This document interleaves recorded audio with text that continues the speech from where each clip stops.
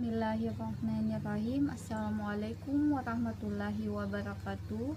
Perkenalkan, nama saya Nurul Rezki Aklima, mahasiswi IAIN Parepare, Fakultas Usuluddin Adab dan Dakwah, Prodi Manajemen Dakwah. Di sini korupsi juga diartikan sebagai tindakan setiap orang dengan tujuan menguntungkan diri sendiri atau orang lain, juga menyalahgunakan kewenangan, kesempatan atau sarana yang ada padanya karena jabatan atau kedudukan yang dapat merugikan keuangan negara atau perekonomian negara. Analisis kasus penyebab korupsi. 1. Di lingkungan politik dan ekonomi. Bisa dikatakan bahwa ini adalah penyebab korupsi yang paling berpengaruh. Kenapa? Semakin banyak kegiatan ekonomi di negara yang diatur dan dibatasi, maka pejabat akan punya otoritas yang sangat tinggi. Penyebab korupsi karena politik dan ekonomi bisa diuraikan dalam beberapa poin, antara lain 1. Sektor keuangan yang tidak terregulasi dengan baik. Ini dibuktikan dalam suatu penelitian bahwa kalau sektor keuangan diatur dengan baik, maka tidak akan banyak ekonomi informal atau pasar gelap. 2. Administrasi yang berantakan. Tingkat efisiensi publik bisa menentukan sejauh mana korupsi dapat menentukan lahan gemburnya. Efisiensi tersebut ditentukan oleh kualitas peraturan dan perizinan. 3. Rendahnya gaji pegawai publik.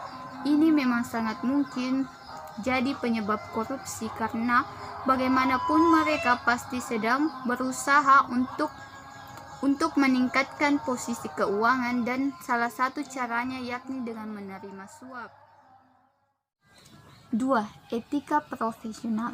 1. Lemahnya hukum. Salah satu penyebab korupsi sebenarnya karena kurangnya transparansi dan kurangnya kontrol oleh lembaga pengawas. Maka di mana ada dasar hukum yang tidak bisa merangkul kepentingan atau tidak ada kemauan politik yang kuat, maka bisa terjadi politik ekonomi yang tidak transparan. Akibatnya korupsi berkembang. 2. Kebiasaan negara.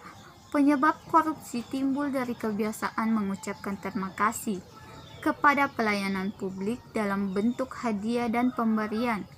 Menurut mereka, ini adalah ungkapan sopan santun.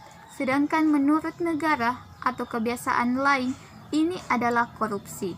Semuanya hanya masalah etika dan moralitas. 3. Kurangnya moral. Harus disadari kalau penyebab korupsi yang paling dasar yakni karena kurangnya moral dari pelaku. Mereka tentu tahu tentang perbuatan mereka, namun mereka masih memilihnya. 4. Rendahnya kesadaran tentang bahaya korupsi.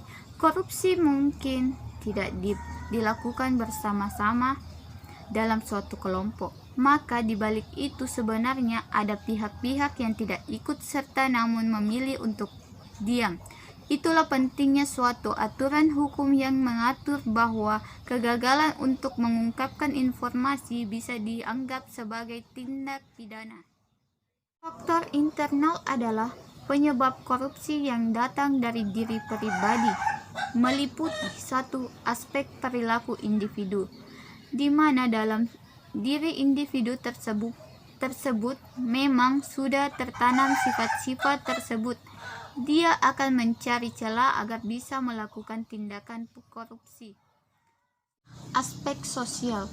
1. Keluarga, yakni penyebab korupsi karena dorongan perilaku keluarga. Dorongan tersebut mengalahkan sifat baik seseorang yang ada dalam dirinya. 2. Lingkungan. Alih-alih melarang dan memberikan dukungan, lingkungan justru malah mendorong orang untuk melakukan korupsi. Faktor eksternal, yakni penyebab korupsi yang berasal dari hal-hal di luar pelaku. 1. Aspek masyarakat terhadap korupsi, di mana nilai-nilai masyarakat justru jadi lahan gembur berlangsungnya korupsi. 2. Ekonomi. Korupsi terjadi karena pendapatan tidak mencukupi. 3.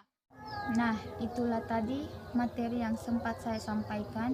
Lebih dan kurangnya mohon dimaafkan. Wabillahi taufik wal hidayah. Wassalamualaikum warahmatullahi wabarakatuh.